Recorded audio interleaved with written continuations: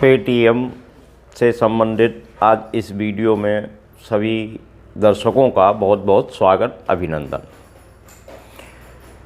आप लोग पहली बात तो किसी भी प्रकार की चिंता का त्याग कर दें और धैर्यपूर्वक मेरी इस वीडियो को देखें।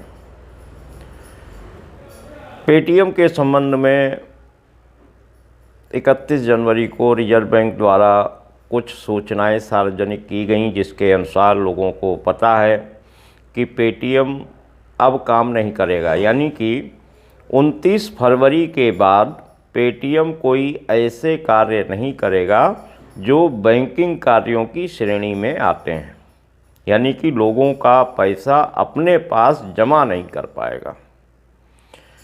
इसके साथ में और भी काफ़ी निर्देश हैं और इनका पालन करना पड़ेगा। जैसा कि आप लोग जानते ही हैं, पेटीएम के लिए हमारे प्रधानमंत्री द्वारा भी प्रचार प्रसार किया गया था और अब जब पेटीएम पर रिजर्व बैंक द्वारा संकट पड़ा है तो मुझे लगता है कि हमारे प्रधानमंत्री जी जनता की समस्याओं को सुलझाने के लिए, पेटीएम को बचाने के लिए कोई ना कोई रास्ता निकालेंगे ही।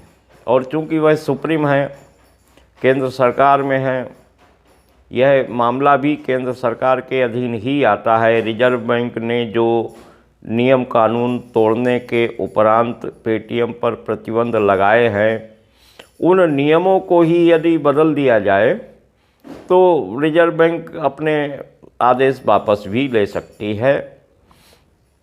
मुझे पूरा विश्वास है कि इस संबंध में जल्द ही कोई अध्यादेश हमारी केंद्र सरकार अवश्य लाएगी ताकि जनता का पैसा सुरक्षित रहे। जनहित में यह काम तो होना ही है। बाकी पेटीएम से संबंध में जो लोगों को पता है, पेटीएम बहुत तेज़ी से प्रगति कर रही थी। सरकार की लगभग सभी योजनाओं में पेटीएम भागीदारी थी। जितने भी डिजिटल प्लेटफार्म पर कार्य हो सकते हैं उन सभी की अनुमति पेटीएम को थी। पेटीएम के बारे में अभी ज़्यादा चिंता करने की इसलिए भी आवश्यकता नहीं है कि 29 फरवरी तक कोई प्रतिबंध नहीं है। 29 फरवरी के बाद ये सारे प्रतिबंध लागू होंगे और 15 मार्च तक सारे सेटलमेंट किए जाने निश्चित बताए गए कि आप 15 मार्च तक सारे लोगों का जितना पैसा जमा है वो पैसा वापस कर दीजिए।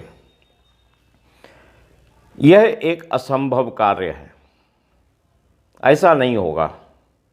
पेटीएम किसी भी स्थिति में जनता द्वारा जितना पैसा लिया है विभिन्न योजनाओं के माध्यम से, वो पैसा वापस कर ही नहीं सकती।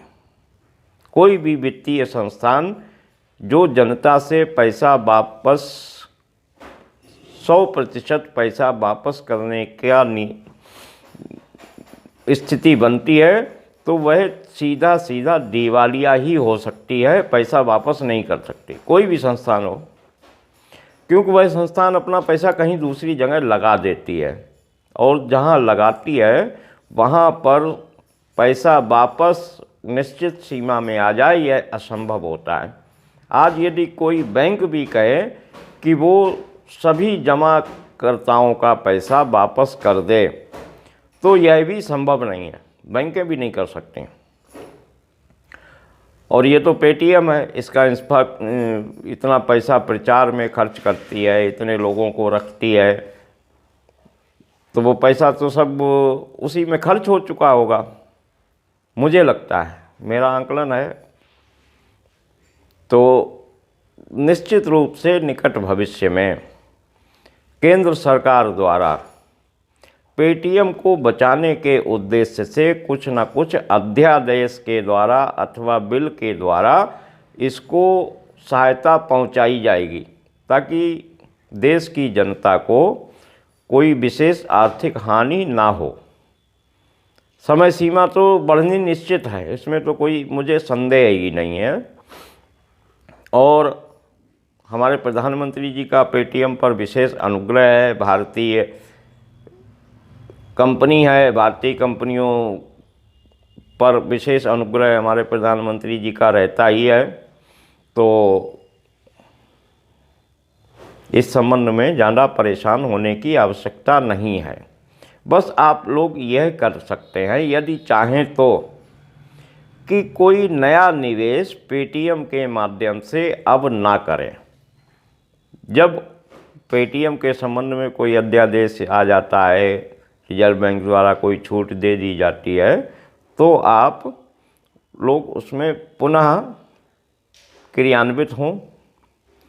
सामान्य रूप से जैसे पेटीएम से किसी को पेमेंट करना है तो आप करते रहेंगे मुझे लगता है, लेकिन जो अन्य बैंकिंग सुविधाएं पेटीएम द्वारा प्रारंभ की गई थीं वो बंद होंगी, लेकिन उससे देश के लोगों को कोई आर्थिक हानि हो अथवा पेटीएम को कोई आर्थिक हानि हो, यह मुझे नहीं लगता कि ऐसा होने जा रहा है।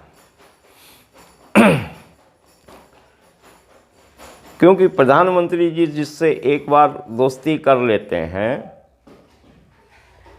उसकी दोस्ती वो तोड़ते नहीं हैं, चाहे अडानी हो, अंबानी हो अथवा ये पेटीएम साहब जी हों।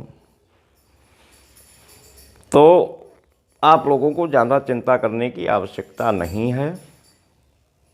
जैसा भी होगा आप लोगों के हित के लिए ही होगा। प्रधानमंत्री जी द्वारा सभी लोगों को आशान्वित रहना चाहिए और वो आशान्वित करेंगे भी। बहुत जल्दी कोई ना कोई नया नियम कानून आएगा जिसमें पेटीएम को प्रतिबंध होने से बचा लिया जाएगा। जनता को विशेष चिंता की आवश्यकता नहीं है। बहुत बहुत धन्यवाद। कोई नई सूचना आएगी तो आप लोगों को अवश्य दूंगा। जय हिंद, जय भारत।